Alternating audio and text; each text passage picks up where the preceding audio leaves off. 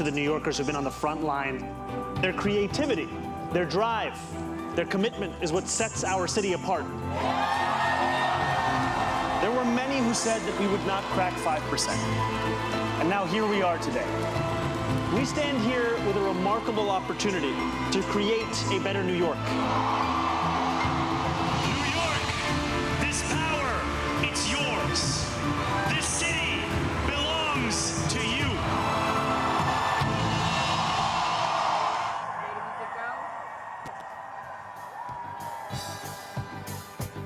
Good afternoon and Happy New Year, everyone.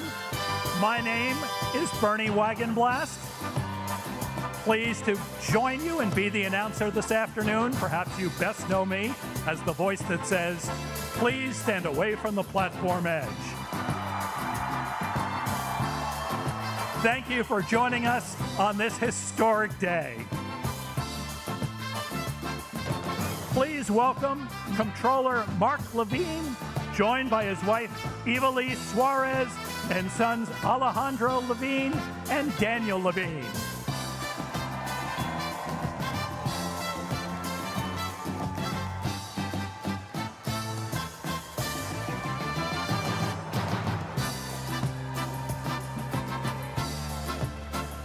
Please welcome Public Advocate Jumanji Williams, joined by his wife, India Sneed Williams, and daughters Amelie Claremont and Amani Williams.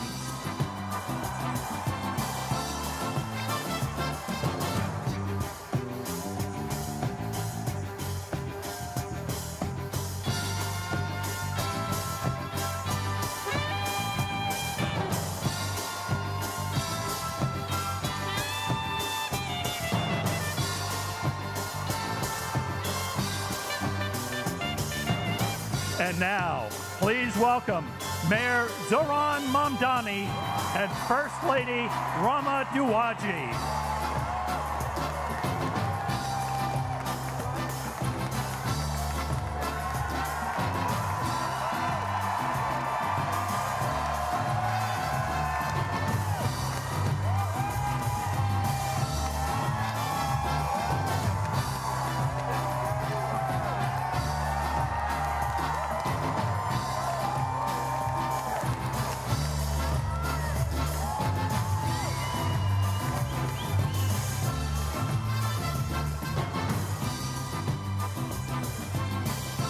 Presenting flags, please welcome the ceremonial officers representing the Parks Department, the Department of Sanitation, the New York City Police Department, and the Fire Department of New York.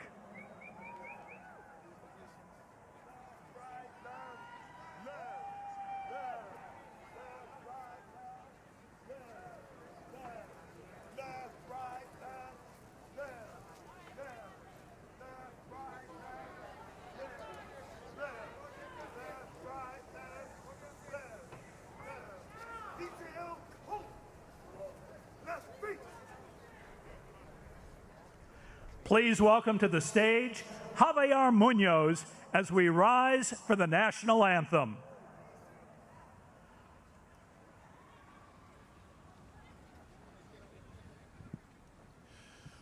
Oh, say, can you see by the dawn's early light what so proudly we hailed at the twilight's last gleaming, whose broad stripes and bright stars through the perilous fight o'er the ramparts we watched were so gallantly streaming, and the rocket's red glare, the bombs bursting in air, gave proof through the night that our flag was still there. oh say, does that star-spangled banner yet wave o'er the land of the free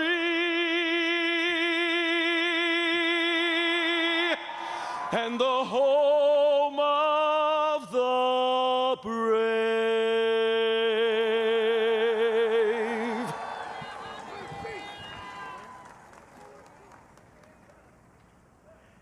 To deliver a welcome message, introducing Representative Alexandria Ocasio-Cortez.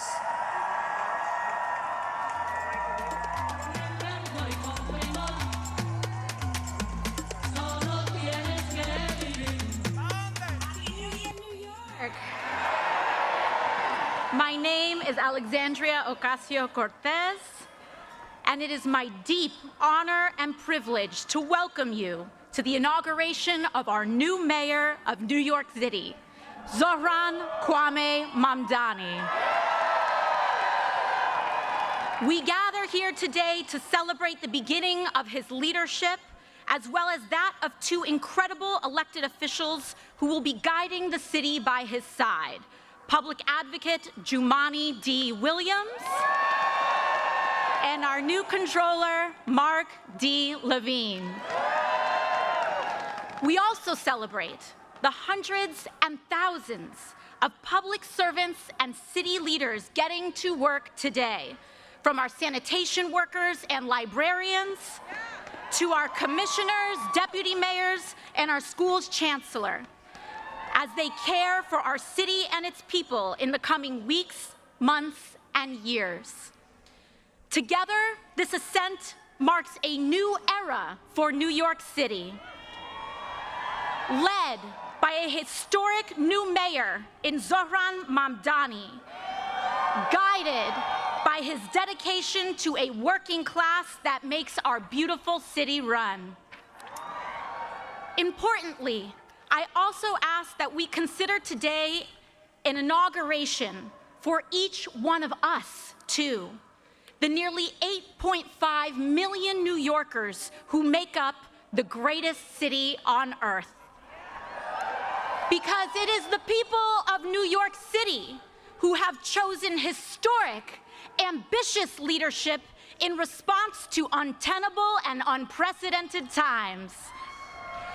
New York, we have chosen courage over fear. We have chosen prosperity for the many over spoils for the few. And when the entrenched ways would rather have us dig in our feet and seek refuge in the past, we have chosen instead to turn towards making a new future for all of us. In Zohran Mamdani, we have chosen a mayor who is relentlessly dedicated to making life not just possible, but aspirational for working people. New York City has chosen the ambitious pursuit of universal child care, affordable rent and housing, and clean and dignified public transit for all.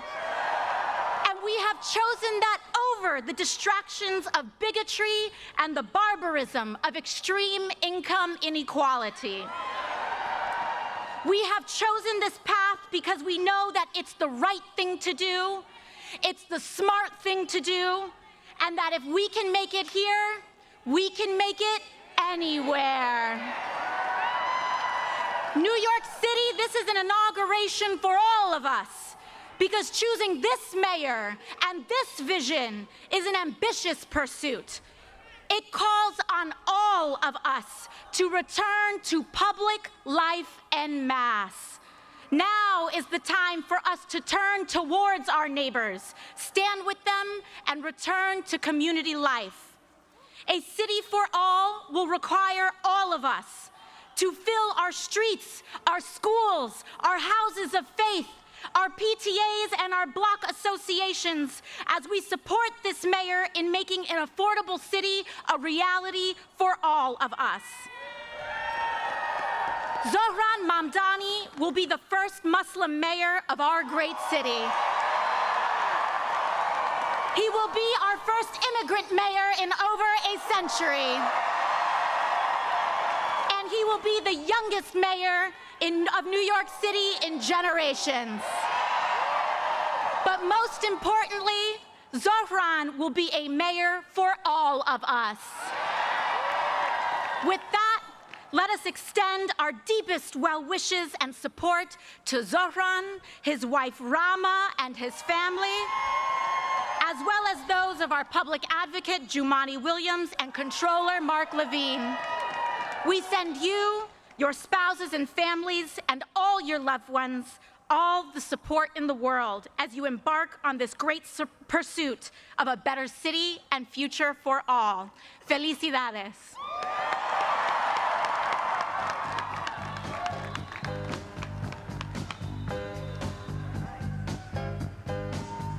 From the Islamic Center of New York City, please welcome Imam Khalid Latif, joined on stage by representatives from New York City's many faith communities, Rabbi Ellen Lippman, Pastor Andrew Wilkes, Reverend Stephen Green, Elder Jeffrey Sigler, Achuria Arun Gosai, and Sardeep Tandeep Kaur.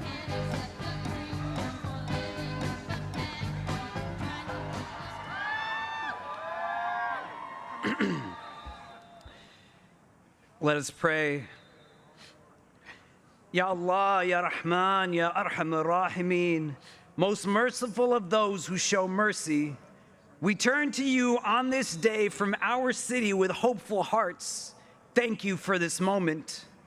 Thank you for the amazing individuals you have gathered here, diverse in color, language, journey, and name, but united in purpose, stitched together by shared hopes, all yearning to build something meaningful, lasting, and rooted in love, dignity, respect, and justice, no longer for the few, but for all.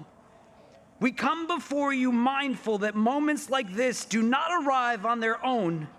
They are carried forward by sacrifice, by organizing, by courage, by people who refuse to accept that the way things were was the way they had to remain. Say so. We come knowing that this day stands on the shoulders of so many who were told to wait their turn, to quiet their demands, to lower their expectations, but instead chose to believe that another New York was possible. We recognize that belief is not abstract. It was practiced by tenants organizing against displacement, by workers demanding fair wages, by parents advocating for their children's futures, by communities who kept showing up even when the odds said they should not. We gather today with hearts shaped by this city, by its noise and its neighborhoods, by its subways and sanctuaries, by the dreams carried in many languages and the prayers whispered on crowded blocks. We thank you for New York City, for a place that has taught the world how difference can become strength, how survival can become solidarity, how strangers can become neighbors, and for being a place that taught us that a young immigrant, democratic socialist Muslim can be bold enough to run and brave enough to win. Not by abandoning conviction, but by standing firmly within it.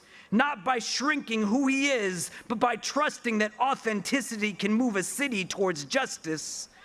We thank you for the beautiful diversity of this city, for a people formed across continents and generations, across race and religion, culture and class. Teach us to never see that diversity as something to manage or fear, but as a sacred trust, a collective inheritance that expands our moral imagination and strengthens our shared future. On this day of transition and responsibility, we ask you to bless this moment of leadership and all who are entrusted with the weight of public service. Grant wisdom to Mayor Zohran Mamdani and remind him that leadership is not about power, but about proximity to the people who struggle, to the voices too often ignored, to the lives behind the statistics. Keep him close to the realities of this city, to the family doubling up in a one-bedroom apartment because rent has outpaced wages, to the home health aide commuting hours each day to care for others while struggling to afford care for themselves, to the public school student navigating overcrowded classrooms, to the small business owner choosing between closing their doors or passing rising costs onto neighbors who already have too little. Bless him with the courage to remain grounded, the humility to keep learning, and the strength to lead with principle, even when the pressure to compromise is loud. Right. Let his leadership reflect the movements and communities that made this moment possible, and never let him forget that this office exists to serve the people, not to rise above them. We lift up all those who came together to make what many said can never happen. Organizers and volunteers, neighbors who spoke to neighbors, young people who believed their voices matter, elders who remembered past struggles and recognized this moment as part of a longer arc.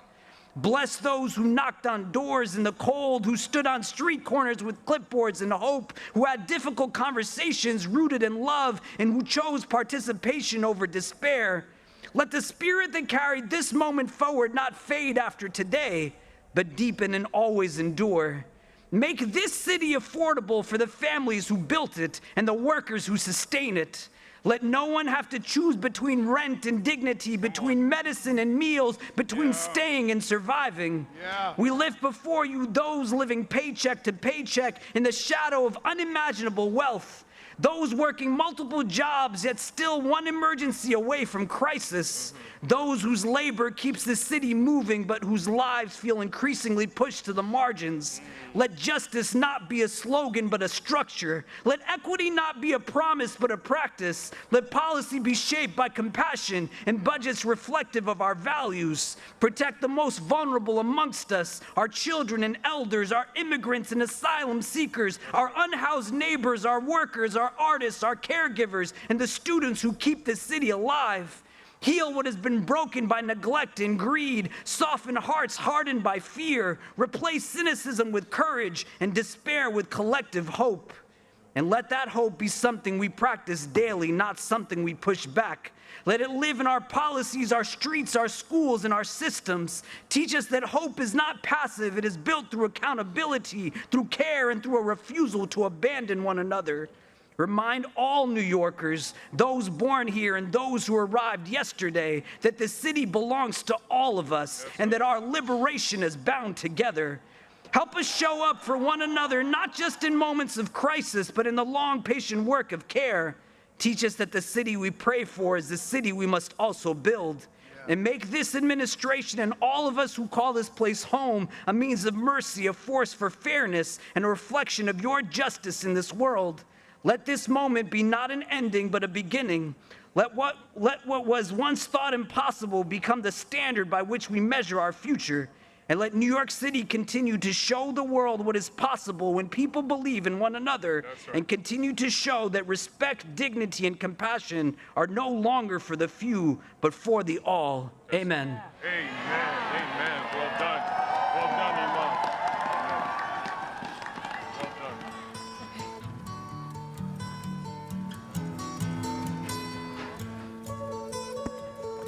Please welcome Mandy Patinkin, accompanied by the 5th grade members of Staten Island's PS 22 Chorus, directed by Greg Breinberg and accompanied by Adam Ben David. It's all right.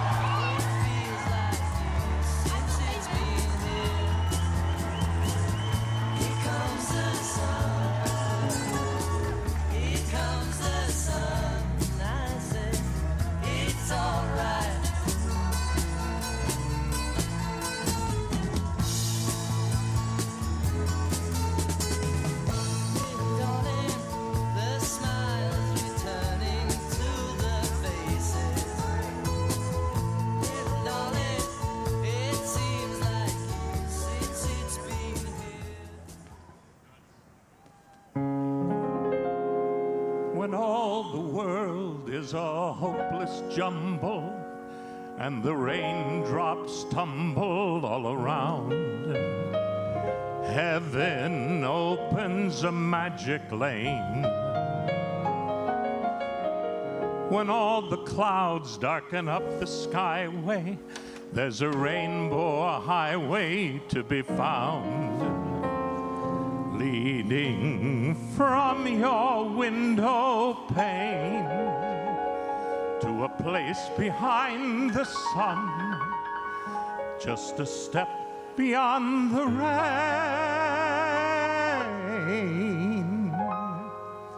Somewhere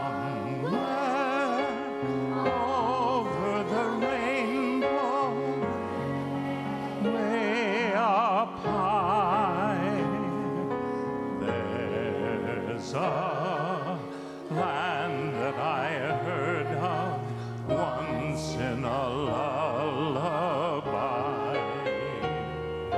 Somewhere over the rainbow, skies are blue, and the dreams that you dare to dream really do come true. Someday I'll wish upon a star, wake up where the clouds are far behind me, where troubles melt like lemon drops away above the chimney tops. That's where you'll find me, somewhere over the rainbow. Bluebirds fly, birds fly over the rainbow. Why then, oh why can't I? If happy little bluebirds fly beyond the rainbow, why, oh why can't we?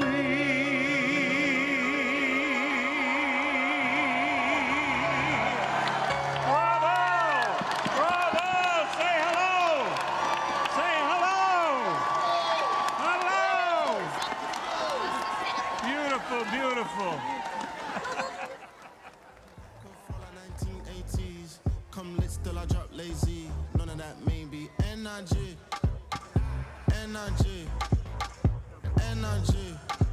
To administer the oath of office for Comptroller Mark Levine, welcome Attorney General Letitia James.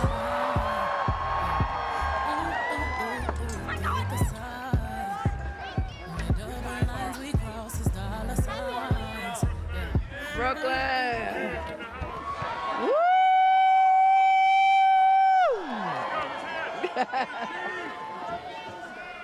Is Brooklyn in the house?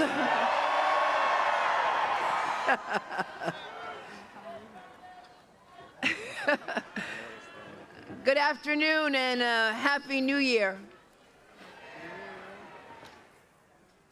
I am so proud to be here today to usher in a new day for New York City. And today it is my honor and my privilege to swear in someone who has been a champion for tenants, a fearless fighter for working people in every corner of our city, my friend and the next Comptroller of New York City, Mark Levine. It is truly my honor and my privilege to administer his oath of office. Comptroller-elect Levine, please raise your right hand and repeat after me. I, Mark Levine, do solemnly swear that I will support the Constitution of the United States, the Constitution of the State of New York, and I will faithfully discharge the duties of the Comptroller of the City of New York, according to the best of my ability. Congratulations, Mr. Comptroller. Wow.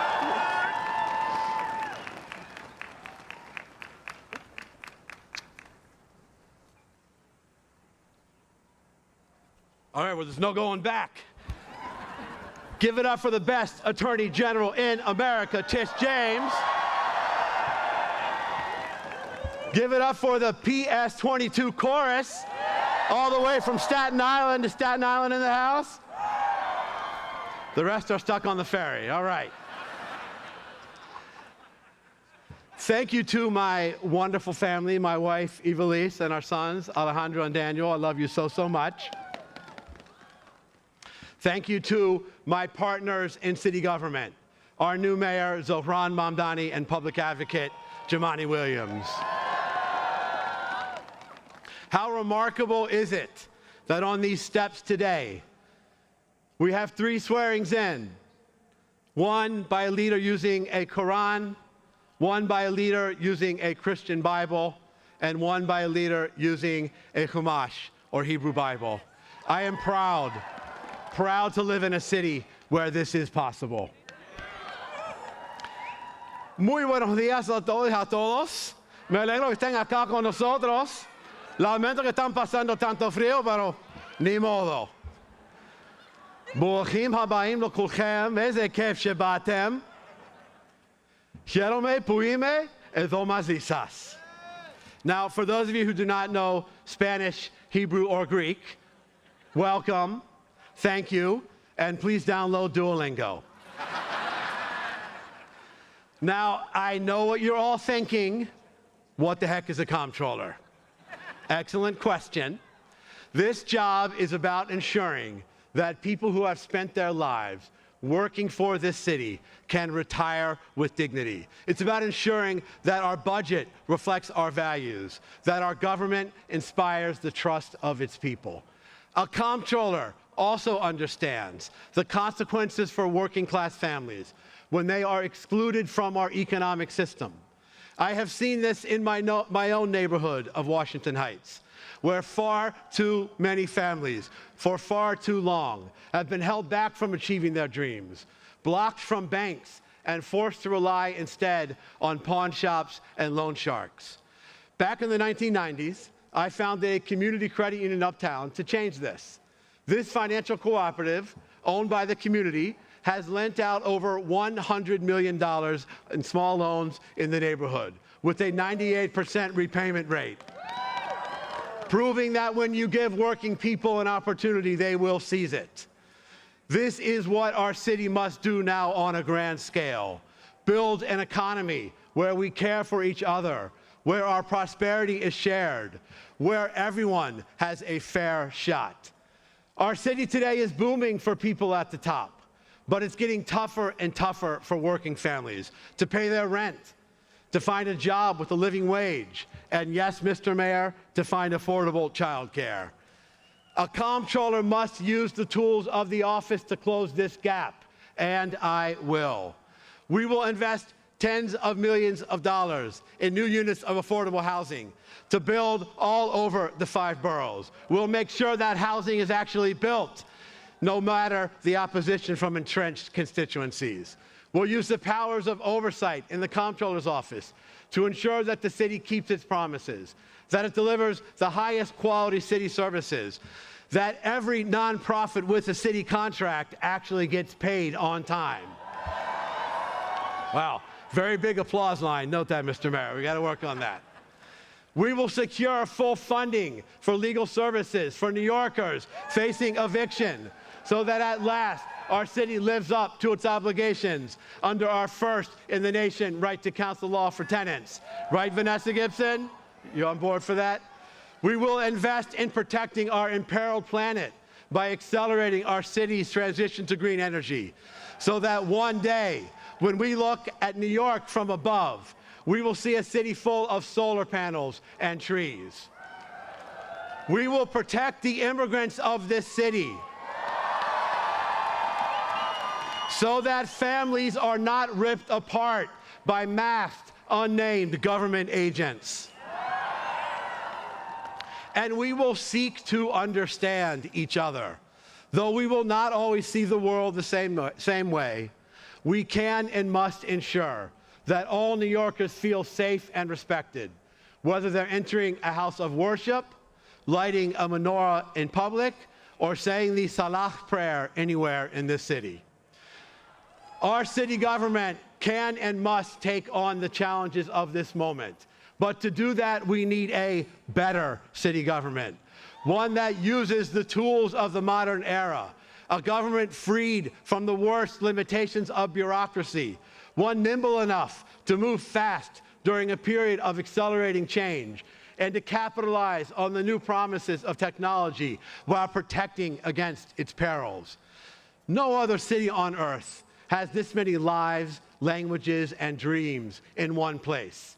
Our task now is to ensure that this will be a city where all of us together can achieve those dreams. Almost 30 years ago, I stood in a small storefront in Washington Heights, helping immigrant neighbors open their first savings accounts. They trusted us with their dreams, a small business, a child's education, a home of their own. Today, you have entrusted me with something far greater, to safeguard the resources and the future of this entire city. I promise you, I will honor that trust every single day. Muchísimas gracias. Toda rabá. Evcharisto poli. Thank you so much. Thank you.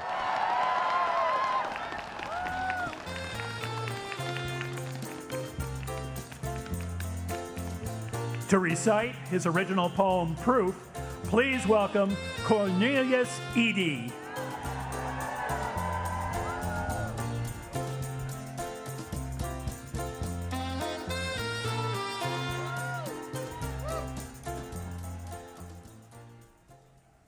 Hold on. Well, first of all, I want to thank the mayor. I want to thank the mayor and his staff for inviting me, for the honor of inviting me here to read this poem. This morning, when I woke up, my wife joked that sometime during the campaign, there was probably somebody who said, him? He'll get elected when hell freezes over.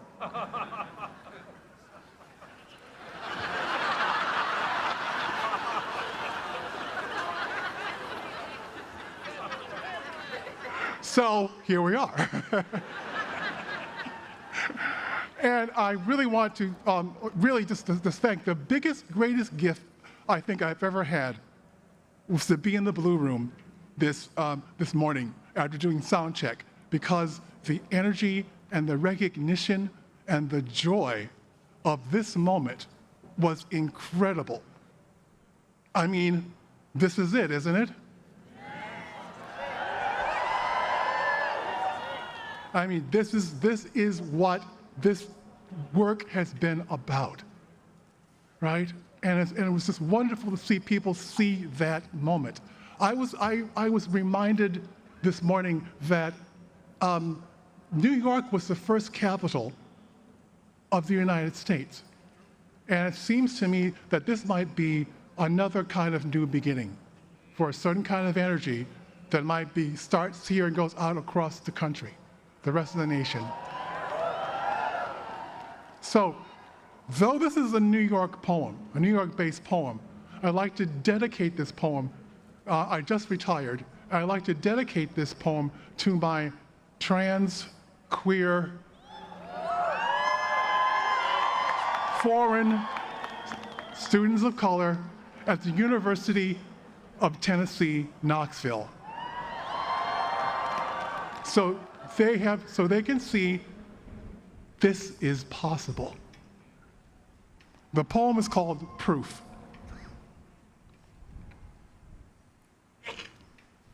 Proof. You have to imagine it. Who said you were too dark, too large, too queer, too loud? Who said you were too poor, too strange, too fat? You have to imagine it. Who said you must keep quiet? Who heard your story, then rolled their eyes? Who tried to change your name to invisible? You've got to imagine. Who heard your name and refused to pronounce it? Who checked their watch and said, not now? James Baldwin wrote, "The place in which I'll fit will not exist until I make it." New York, city of invention, roiling town, refresher and renewer. New York, city of the real, where the canyons whisper in 100 tongues. New York, where your lucky self waits for your arrival, where there is always soil for your root. This is our time.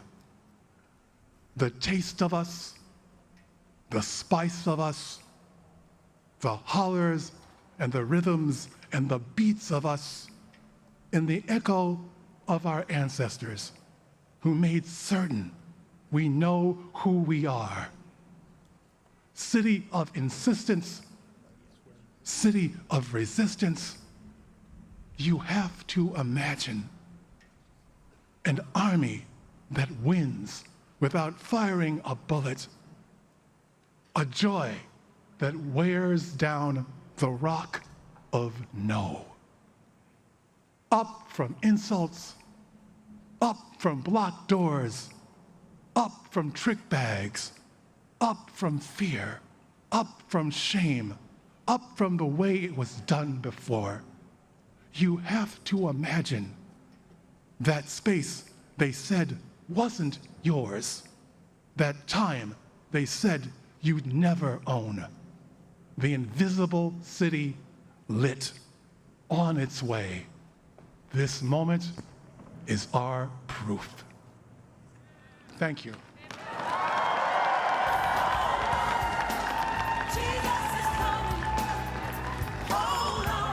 To administer the oath of office to Public Advocate Jumanji Williams, welcome 3 New Yorkers who have been impacted by immigration enforcement in New York City. Josue Nicolno Amundrai, Amadou Lee, Asadu Diallo, and Rebecca Press.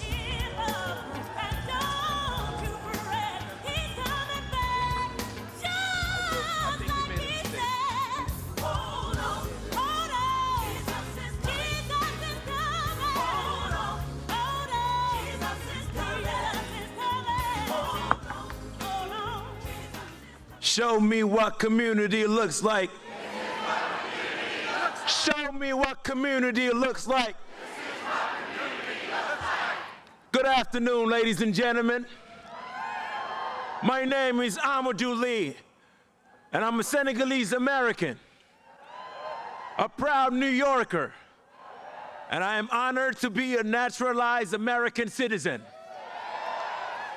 I came into this country in 2001 as a teenager. I was undocumented, with no one and nowhere to turn. Yet, I felt at home. As I walked through the city, the bright light seems to whisper in my ear, telling me, dream, Amadou, dream. You too, you belong here. But being undocumented meant living in fear. It meant being vulnerable. It meant facing deportation. However, after my life story made the front page of the New York Times, something extraordinary happened. People showed up, blue-collar workers, teachers, celebrities, even presidents. They too said that I belong here too. Because of them, I was allowed to stay here. Because of them, I was allowed to study. I was allowed to build a life. But every day, thousands of New Yorkers face the fear I once did without the spotlight. They fear being abducted, detained, and disappeared. With me today is Miss Aissatou Diallo and Mr. Perez. Miss Diallo has lived in the United States for over 20 years. This past Thanksgiving, she was abducted by ICE at LaGuardia Airport. She was shackled and detained after decades of building a life here. Her freedom was suddenly stripped away. Mr. Perez and his family fled Venezuela in search of safety to New York City. He and his partner and their 3 beautiful children were summoned to 26 Federal Plaza just before Christmas. Just before Christmas. Not knowing whether they would walk out together as a family. And standing beside each one, as he stood beside many New Yorkers, was public advocate Jumaane D. Williams. He used his position, he used his voice and his power, not for himself, but to defend people that are under attack, to speak to those whose voices are too often ignored. And because of that solidarity, because that leadership showed up, because the neighbors showed up, Ms. Diallo and the Perez family can be here today with us. I would like to thank everyone who continued to stand with immigrant families in the face of fear and intimidation, and everyone who refused to look away. We are the proof that it matters, and we are reminded that advocacy can truly change lives. Because of the courage and compassion of New Yorkers, we stand here today at City Hall, ladies and gentlemen. Ladies and gentlemen, we are proud to swear in the people's voice, the people's champion, our public advocate, Mr. Jumaane D. Williams. Ladies and gentlemen, give it up for him.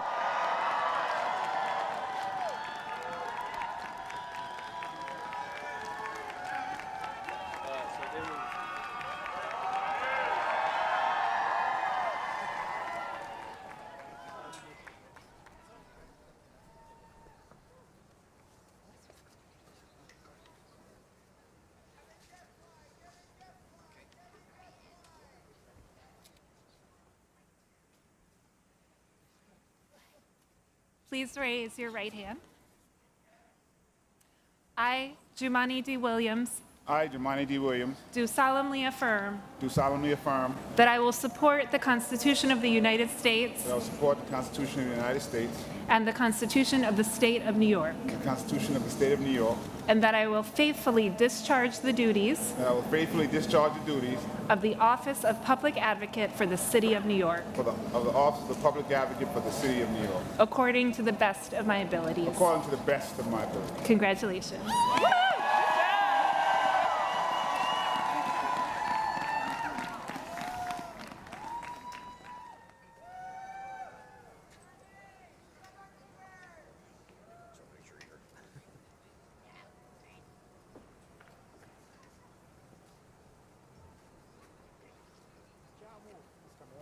I didn't forget. Zohran, Mark, we did it. We're here. Thanks to everybody out here. Thank y'all. Peace and blessing, love and light as we begin a new term, a new era for New York City. Thank you, everyone. I want to thank Amadou and these inspiring families for being here at this ceremony in New York. I'm a son of immigrants myself. My parents came over from Grenada over 50 years ago. I was just sworn in on my late father's Bible. My mother is here today. I'm so proud to have my family and my wife and my children and my sister and my mom, everyone standing with theirs. Their stories perfectly capture this moment for the city. The challenges we face, the hardships we endure, and the hope that persists. Those realities are often in tension because this is a time and a place of contradictions. One where even as the federal government drives us to despair, local leadership can invite inspiration. When this celebration at City Hall is only blocks from tribulation at Federal Plaza. When the relief that these families are still united comes as so many are being separated. And this sense of contradiction carries across the 5 boroughs. This is a city of enormous wealth and enduring poverty, of the greed of some and the generosity of many, of darkness and of light. And I've seen the darkness, of course, yet I look out on New York today and I see so much light. These contradictions mean we can at once love our city as it is and challenge its flaws, not as a reason for pessimism, but a call for activism. As public advocate, I've tried to be an activist elected official, someone who pushes back. Now I see the chance to push forward.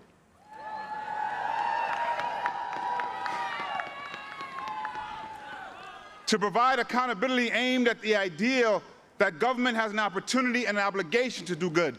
At the core of public service and progressivism is the principle of making government work and showing people it can work for them. That means we need to meet people where they are, also show grace instead of ignoring what brought them there, and be honest about why. The powers in place would rather create an other to blame for our problems than to address them, whether it be our immigrant communities, our trans siblings, our homeless neighbors, or too many other marginalized groups. Rejecting those ideas means naming the reason that the powers in place perpetuate them, because if we are divided, the status quo stands.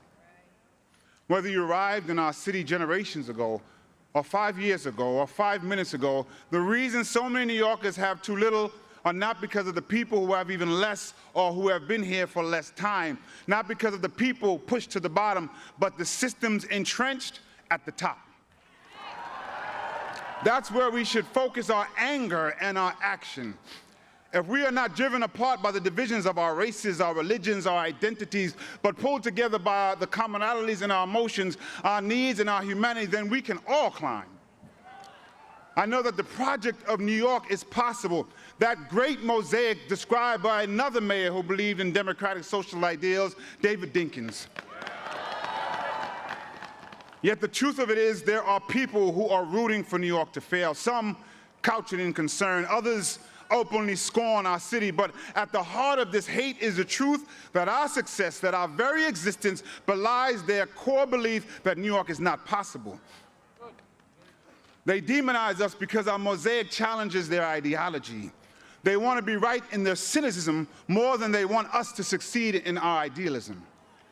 They are driven by the idea that bringing together so many diverse people, cultures, faiths, identities into a united community is impossible. But New York, we are a shining beacon of possibility. We cross new cultural borders through each subway stop and are introduced to new experiences through each passenger. Our possibilities come in every language and from every heritage. So do our prayers, so do our people, so does our power. We've shown it in the face of oligarchy and authoritarianism. Neighbors standing with neighbors across borough and background to defend immigrant communities and feed hungry families. We see it in the multicultural mosaic that brought us to this very moment. Even with this great moment, I know that realizing the full potential of our possibility will not be easy. It never has been. Yet I believe it's possible to make great progress because I've seen it through my years in the building behind me and the streets before us. I've been in our movement and I've seen things move. The simple truth is that governing is hard, that achievement is exhausting, and I aim to assist my partners in government when possible and hold them to account when necessary to learn from what we've done and guide what we can do. I believe in this possibility that with the people, the tools, the passions, and the compassion that we need, we can meet the moment and create change. We can look into the unknown and see opportunity. That's the thing about uncertainty. Anything can happen, but anything can happen. We could make New York more affordable, more safe, and more just. We could, we can, and we have to try. This optimism toward action is embedded not only in our city's heritage, history, but in my heritage. In Grenada, Maurice Bishop took up the fight for these radical, crazy ideas, socialist ideals like housing, healthcare, and education. He demanded that we move forward ever, backward never. And today I echo that call from the Isle of Spice to the island of Manhattan. He also cautioned that revolutionaries do not have the right to be cowards. We can be afraid, but we have to meet that courage to match it. There are things to be feared, but there is also reason to hope. Hope is the embrace of possibility. Hope and fear are undeniably connected. Hope is the belief that good can come. Fear is the worry that it won't. In these contradicting ideals, we are faced with a choice, and I choose hope. In other words, I have faith. But faith without works is dead. So today, I'm committing to the work of public service, and I ask every New Yorker to commit their own talents to use what they have and do what they can for the success of our city and everyone who calls it home. I don't know if when my Grenadian mother arrived as a teenager, she hoped that a half a century later her son would speak from these steps. But she could have, because here in New York City, we choose to celebrate possibility and work to make reality. I wish I could go back and tell my younger self that. Instead, I'll say it to my daughters today, to the children of the Perez-Alameda family, to everyone who may question their own worth like I did, or whether it's worth fighting for the city with all its contradictions and problems and possibilities. And I gotta take a second to say something to so many young people who are out there. But I'm gonna say it to one person who's waited 49 years to hear it. Little black boy, you were worth it. And you always were. And without any titles, you were enough. You were always enough. And you deserve to accept love, and you deserve to be protected. And I'm honored to be here to help create a city that's worthy of that for you. And I'm so proud of you.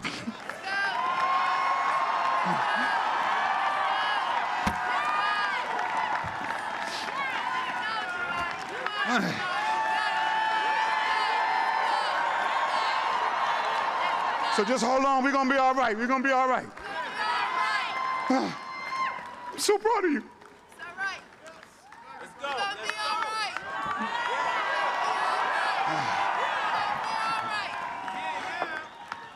As we head into a new year, a new term, I want to ask all of you to take an oath with me. Our neighbors, I know in Brazil, adopted this motto that I've tried to embody. I did hear it for Comptroller, but I got to give him his credit. That no one let go of anyone's hands, because if we're all connected, we can't lose anyone. So we hold on to the hand of our neighbor and we reach out with our other hand to grasp someone who may fall through the cracks, and we bring them along. I want everyone, if they're comfortable, take a hand of the person next to you or the arm and just repeat after me. We can all be the voice of the people. I know what's ahead, but I won't lose hold. And I won't lose hope. Anything can happen, so anything can happen. And as we march forward, no one let go of anyone's hands. Peace.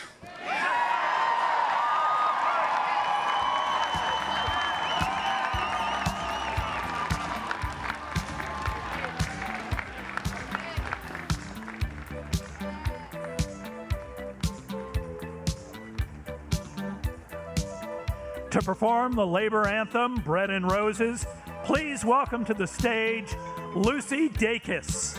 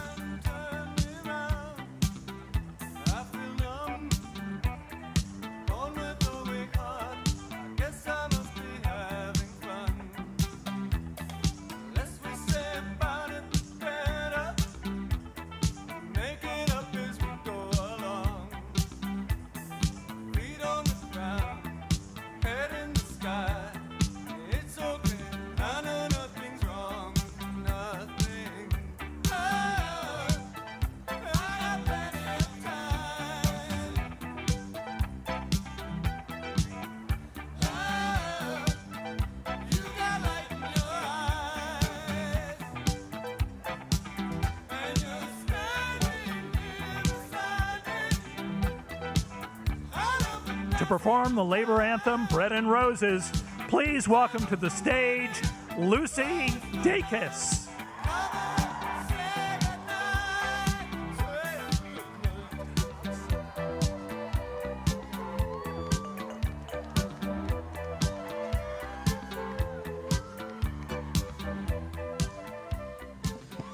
Hello, New York. Happy New Year.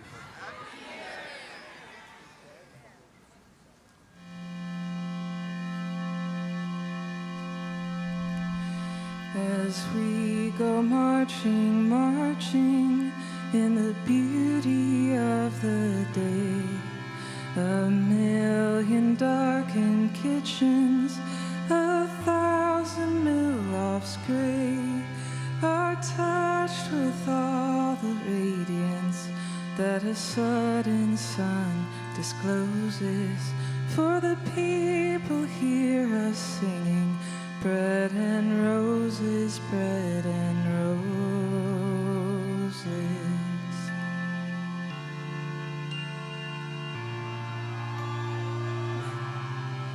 As we go marching, marching, we battle too for men, for they are women's children, and we mother them again. Our lives shall not be sweated from birth until life closes. Hearts starve as well as bodies. Give us bread, but give us roses.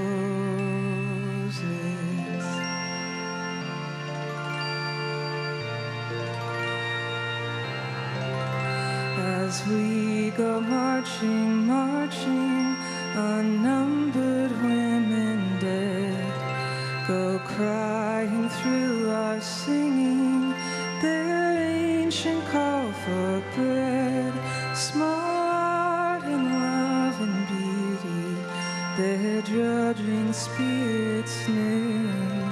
Yes, it is bread we fight for, but we fight for roses too.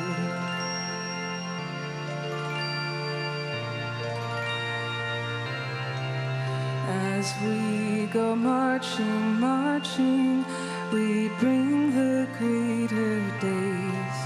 The rising of the women means the rising of the race. No more the drudge and idler tend that toil where one reposes, but a sharing of life's glories, bread and roses, bread and roses.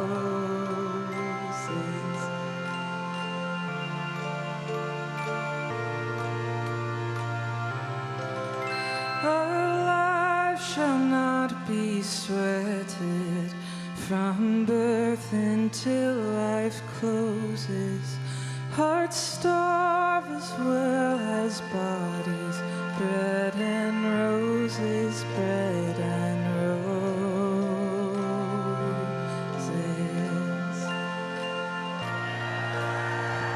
Thank you.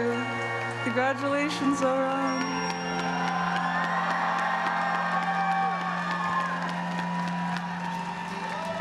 Come gather round, people, wherever you roam, and admit that the waters around you have grown, and accept it that soon you'll be drenched to the bone. If your time to you is worth saving, then you To administer the oath of office for Mayor Zohran Mamdani, welcome Senator Bernie Sanders.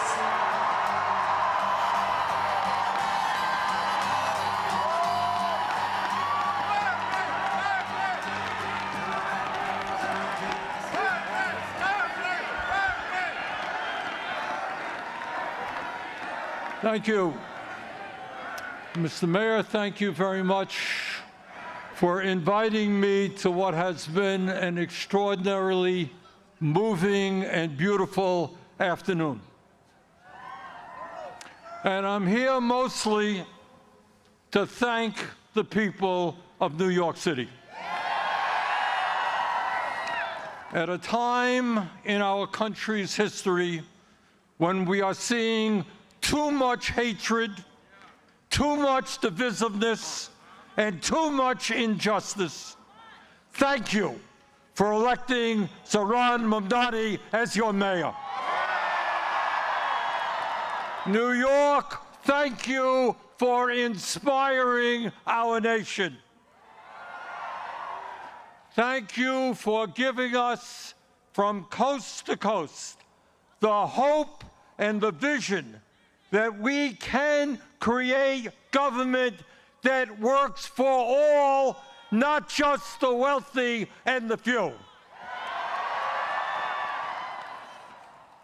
At a moment when people in America, and in fact throughout the world, are losing faith in democracy, over 90,000 of you in this city volunteered for Zohran's campaign.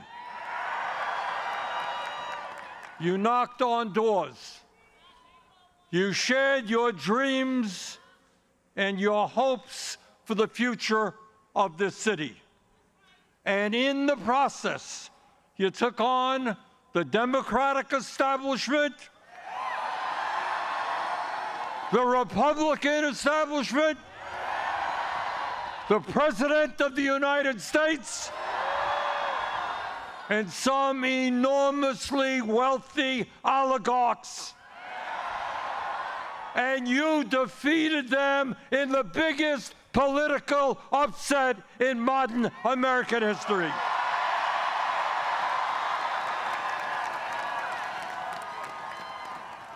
You showed the world the most important lesson that can be learned today, and that is that when working people stand together, when we don't let them divide us up, there is nothing we cannot accomplish. Running a great and winning campaign was extremely difficult. But governing a city of 8 million people with all of its complexities and all of the problems that Zohran is inheriting will be even harder. Zohran needed your help to win the election.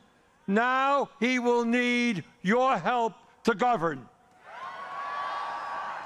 Grassroots democracy and people participating in the day-to-day struggles of this city will lead to good governance. Please remain involved. You know, all of us have heard how Zohran's opponents have called the agenda that he campaigned on radical, communistic, and absolutely unachievable.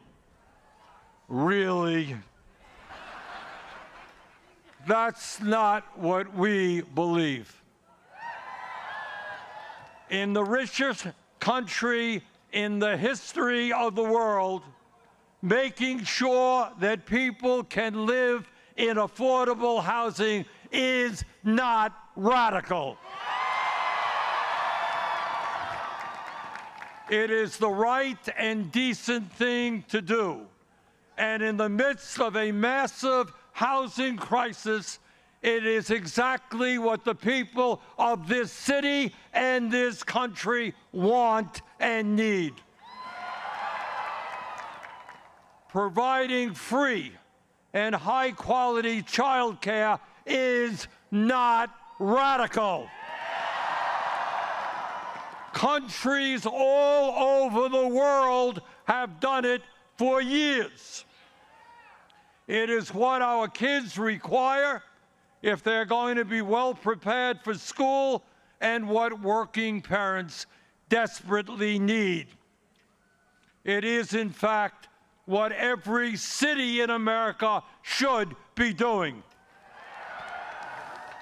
Free bus transportation is not radical.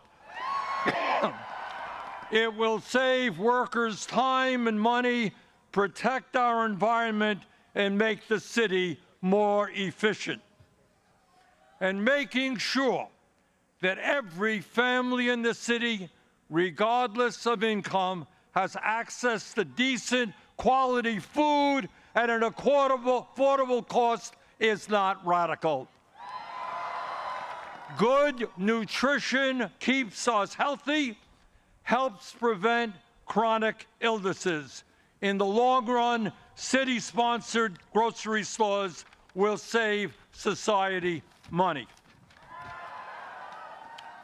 Lastly, and maybe most importantly, demanding that the wealthy and large corporations start paying their fair share of taxes.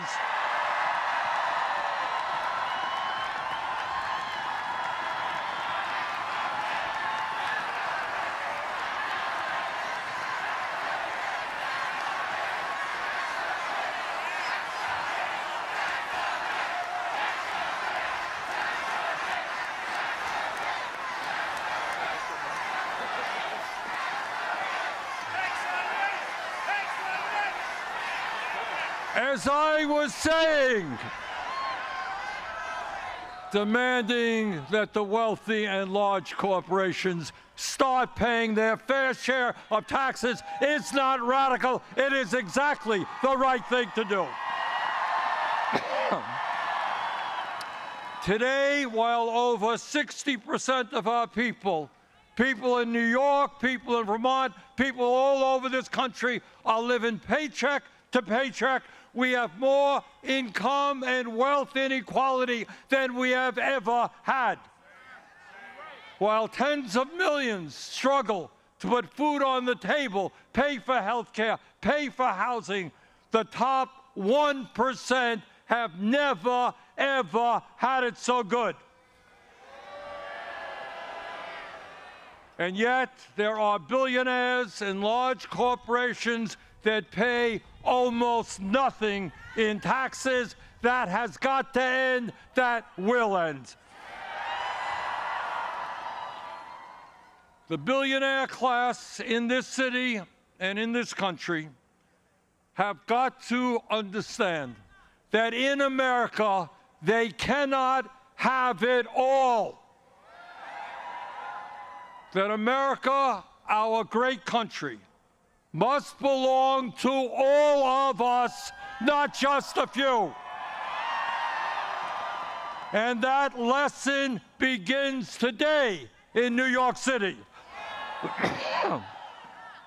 Let me thank you all for the hope and inspiration that you are giving people all over this country. And now it is my honor to swear in your new mayor.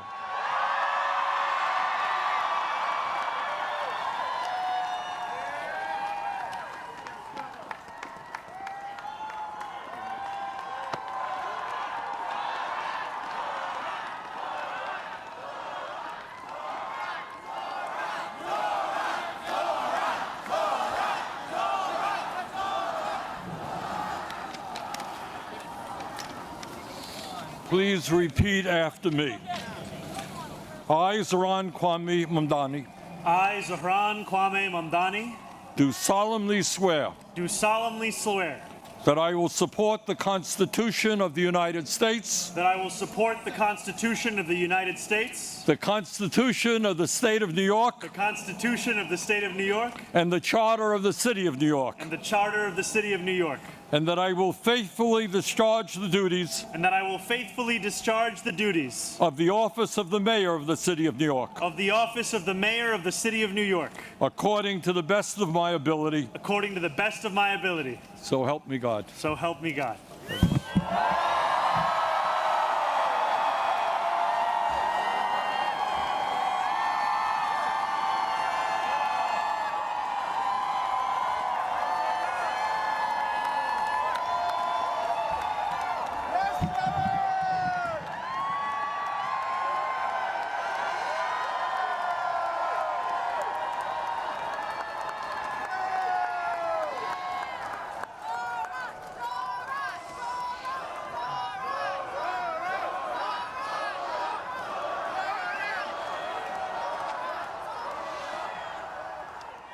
My fellow New Yorkers, today begins a new era. I stand before you, moved by the privilege of taking this sacred oath, humbled by the faith that you have placed in me, and honored to serve as either your 111th or 112th mayor of New York City. But I do not stand alone. I stand alongside you, the tens of thousands of you gathered here in Lower Manhattan, warmed against the January chill by the resurgent flame of hope. I stand alongside countless more New Yorkers watching from cramped kitchens in Flushing and barbershops in East New York, from cell phones propped against the dashboards of parked taxicabs at LaGuardia, from hospitals in Mott Haven and libraries in El Barrio that have too long known only neglect. I stand alongside construction workers in steel-toed boots and halal cart vendors whose knees ache from working all day. I stand alongside neighbors who carry a plate of food to the elderly couple down the hall, those in a rush who still lift strangers' strollers up subway stairs, and every person who makes the choice day after day, even when it feels impossible, to call our city home. I stand alongside over 1 million New Yorkers who voted for this day nearly 2 months ago. And I stand just as resolutely alongside those who did not. I know there are some who view this administration with distrust or disdain, or who see politics as permanently broken. And while only action can change minds, I promise you this: if you are a New Yorker, I am your mayor. Regardless of whether we agree, I will protect you, celebrate with you, mourn alongside you, and never, not for a second, hide from you. I thank the labor and movement leaders here today, the activists and the elected officials who will return to fighting for New Yorkers the second this ceremony concludes, and the performers who have gifted us with their talent. Thank you to Governor Hochul. Thank you as well to Mayor Adams. Dorothy's son, a son of Brownsville who rose from washing dishes to the highest position in our city, for being here as well. He and I have had our share of disagreements, but I will always be touched that he chose me as the mayoral candidate that he would most want to be trapped with on an elevator. Thank you to the two titans who, as an assembly member, I've had the privilege of being represented by in Congress, Nydia Velázquez and our incredible opening speaker, Alexandria Ocasio-Cortez. You have paved the way for this moment. Thank you to the man whose leadership I seek most to emulate, who I am so grateful to be sworn in by today, Senator Bernie Sanders. Thank you to my teams, from the assembly to the campaign to the transition, and now the team I am so excited to lead from City Hall. Thank you to my parents, Mama and Baba, for raising me, for teaching me how to be in this world, and for having brought me to this city. Thank you to my family, from Kampala to Delhi. And thank you to my wife, Rama.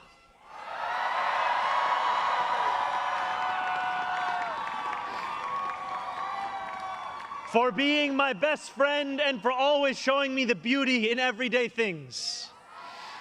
And most of all, thank you to the people of New York. A moment like this comes rarely. Seldom do we hold such an opportunity to transform and reinvent. Rarer still is it the people themselves whose hands are the ones upon the levers of change. And yet we know that too often in our past, moments of great possibility have been promptly surrendered to small imagination and smaller ambition. What was promised was never pursued. What could have changed remained the same. For the New Yorkers most eager to see our city remade, the weight has only grown heavier. The wait has only grown longer. In writing this address, I have been told that this is the occasion to reset expectations, that I should use this opportunity to encourage the people of New York to ask for little and expect even less. I will do no such thing. The only expectation I seek to reset is that of small expectations. Beginning today, we will govern expansively and audaciously. We may not always succeed, but never will we be accused of lacking the courage to try. To those who insist that the era of big government is over, hear me when I say this. No longer will City Hall hesitate to use its power to improve New Yorkers' lives. For too long, we have turned to the private sector for greatness while accepting mediocrity from those who serve the public. I cannot blame anyone who has come to question the role of government, whose faith in democracy has been eroded by decades of apathy. We will restore that trust by walking a different path, one where government is no longer solely the final recourse for those struggling, one where excellence is no longer the exception. We expect greatness from the cooks wielding 1,000 spices, from those who stride out onto our Broadway stages, and from our starting point guard at Madison Square Garden. Let us demand the same from those who work in government. In a city where the mere names of our streets are associated with the innovation of the industries that call them home, we will make the word City Hall synonymous with both resolve and results. As we embark upon this work, let us advance a new question, a new answer to the question asked of every generation. Who does New York belong to? For much of our history, the response from City Hall has been simple. It belongs only to the wealthy and well-connected, those who never strain to capture the attention of those in power. Working people have reckoned with the consequences. Crowded classrooms and public housing developments where the elevators sit out of orders. Roads littered with potholes and buses that arrive half an hour late, if at all. Wages that do not rise and corporations that rip off consumers and employees alike. And still, there have been brief, fleeting moments where the equation changed. 12 years ago, Bill de Blasio stood where I stand now as he promised to put an end to economic and social inequalities that divided our city into two. In 1990, David Dinkins swore the same oath I swore today, vowing to celebrate the gorgeous mosaic that is New York, where every one of us is deserving of a decent life. And nearly 6 decades before him, Fiorella LaGuardia took office with the goal of building a city that was far greater and more beautiful for the hungry and the poor. Some of these mayors achieved more success than others, but they were unified by a shared belief that New York could belong to more than just a privileged few. It could belong to those who operate our subways and rake our parks, those who feed us biryani and beef patties, picanha and pastrami on rye. And they know that this belief could be made true if only government dared to work hardest for those who work hardest. Over the years to come, my administration will resurrect that legacy. City Hall will deliver an agenda of safety, affordability, and abundance, where government looks and lives like the people it represents, never flinches in the fight against corporate greed, and refuses to cower before challenges that others have deemed too complicated. In so doing, we will provide our own answer to that age-old question. Who does New York belong to? Well, my friends, we can look to Madiba and the South African Freedom Charter. New York belongs to all who live in it. Together, we will tell a new story of our city. This will not be a tale of one city governed only by the 1%, nor will it be a tale of two cities, the rich versus the poor. It will be a tale of 8.5 million cities, each of them a New Yorker with hopes and fears, each a universe, each of them woven together. The authors of this story will speak Pashto and Mandarin, Yiddish and Creole. They will pray in mosques, at shul, at church, at gurudwaras and mandirs and temples. And many will not pray at all. They will be Russian Jewish immigrants in Brighton Beach, Italians in Rossville, and Irish families in Woodhaven, many of whom came here with nothing but a dream of a better life, a dream which has withered away. They will be young people in cramped Marble Hill apartments where the walls shake when the subway passes. They will be black homeowners in St. Albans, whose homes represent a physical testament to triumph over decades of lesser-paid labor and redlining. They will be Palestinian New Yorkers in Bay Ridge,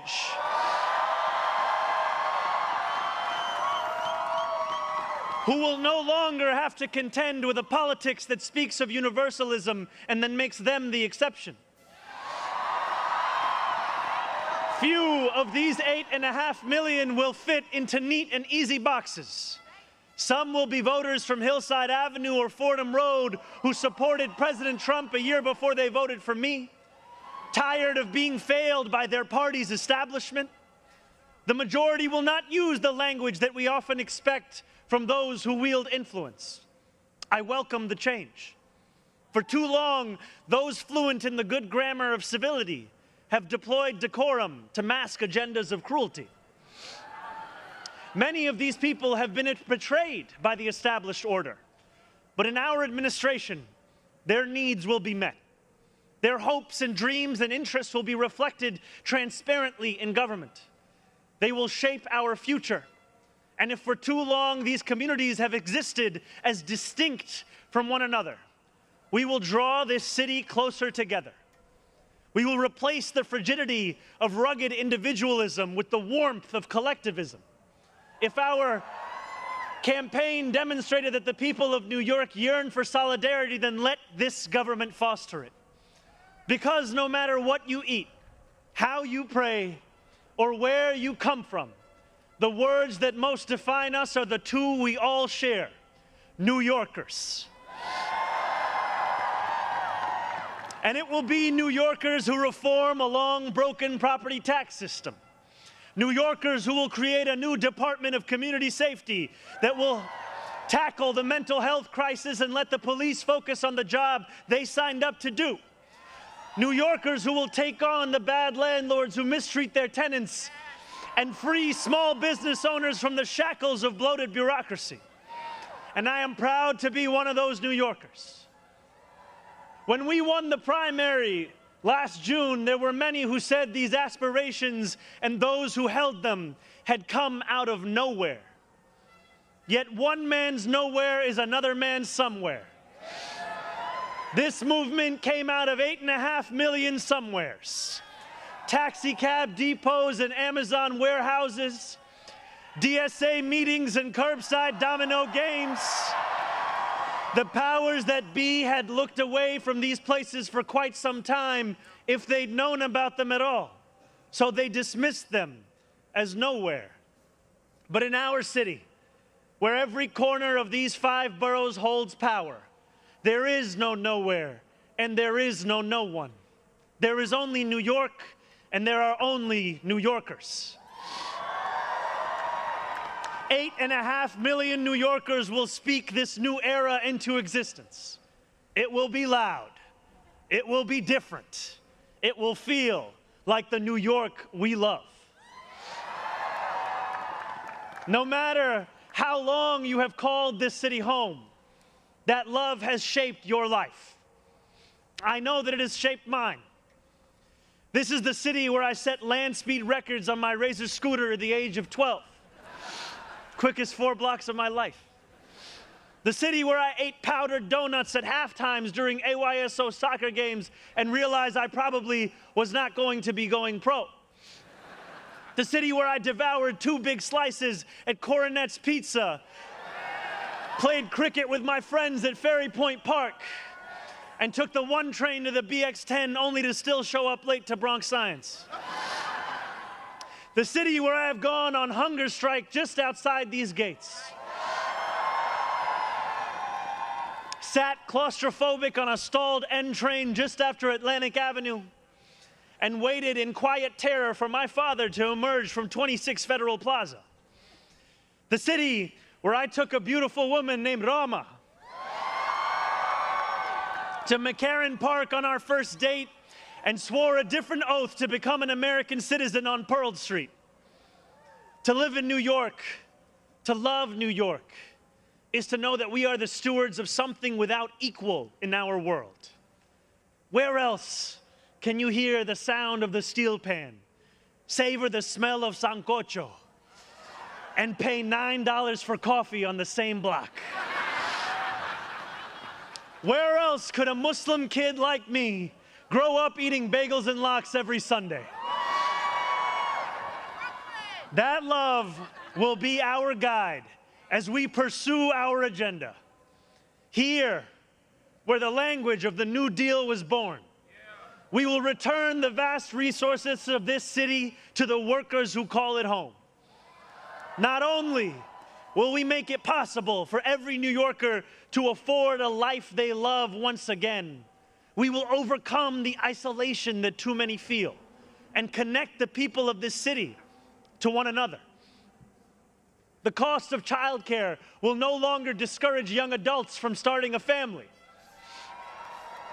because we will deliver universal childcare for the many by taxing the wealthiest few. Those in rent-stabilized homes will no longer dread the latest rent hike, because we will freeze the rent. Getting on a bus without worrying about a fare hike or whether you'll be able to get to your destination on time will no longer be deemed a small miracle, because we will make those buses fast and free. These policies are not simply about the costs we make free, but the lives we fill with freedom. For too long in our city, freedom has belonged only to those who can afford to buy it. Our city hall will change that.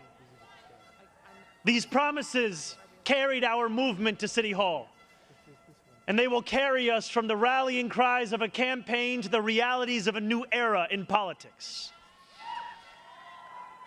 2 Sundays ago, as snow softly fell, I spent 12 hours at the Museum of the Moving Image in Astoria, listening to New Yorkers from every borough as they told me about the city that is theirs. We discussed construction hours on the Van Wyck Expressway and EBT eligibility, affordable housing for artists and ICE raids. I spoke to a man named TJ who said that one day a few years ago, his heart broke as he realized that he would never get ahead here, no matter how hard he worked. I spoke to a Pakistani auntie named Samina, who told me that this movement had fostered something too rare: softness in people's hearts. As she said to me in Urdu, "Logo ke dil badal gaye hain." 142 New Yorkers out of 8.5 million. And yet, if anything united each person sitting across from me, it was the shared recognition that this moment demands a new politics and a new approach to power. We will deliver nothing less as we work each day to make this city belong to more of its people than it did the day before. Here is what I want you to expect from the administration that this morning moved into the building behind me. We will transform the culture of City Hall from one of no to one of how. We will answer to all New Yorkers, not to any billionaire or oligarch who thinks they can buy our democracy. We will govern without shame and insecurity, making no apology for what we believe. I was elected as a democratic socialist, and I will govern as a democratic socialist.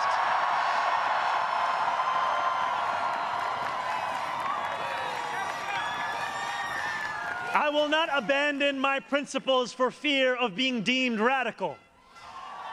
As the great senator from Vermont once said, what's radical is a system which gives so much to so few and denies so many people the basic necessities of life.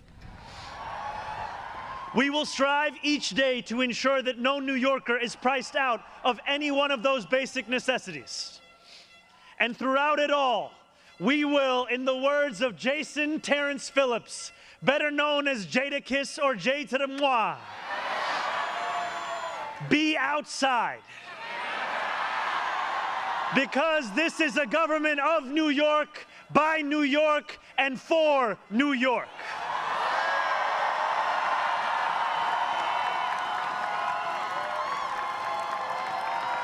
Before I end, I want to ask all of you, if you are able, whether you are here today or anywhere watching, to stand with me.